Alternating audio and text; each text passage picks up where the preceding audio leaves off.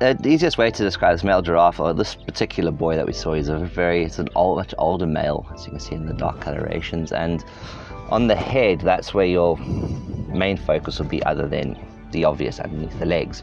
But on the head, that's where you'll describe the male giraffe. So firstly, as what people describe as horns, but they're not horns. There's things called ossicones, which is an extension of the skull.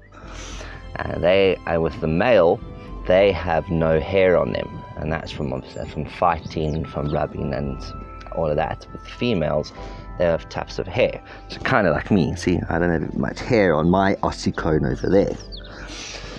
And then the other way another way of describing, if you're just looking at a head of a giraffe, so with a male, when they're feeding on tall trees, a female's head can only pivot to about that point, when a male, because their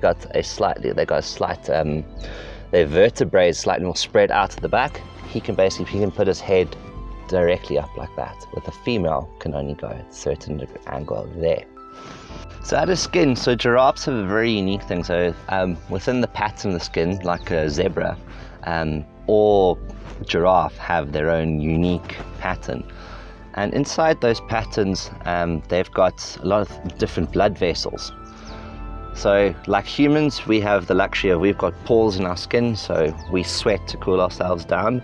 With the giraffe, those blood vessels in the different patterns, and they basically open and breathe within the skin, and that opens up, and that's why the one theory is the darker a giraffe, an older giraffe, which is something which has been, there's numerous debates about the darkness of the giraffe, but I mean that makes a lot of sense with the blood vessels obviously wearing down within the darker patterns of the giraffe itself.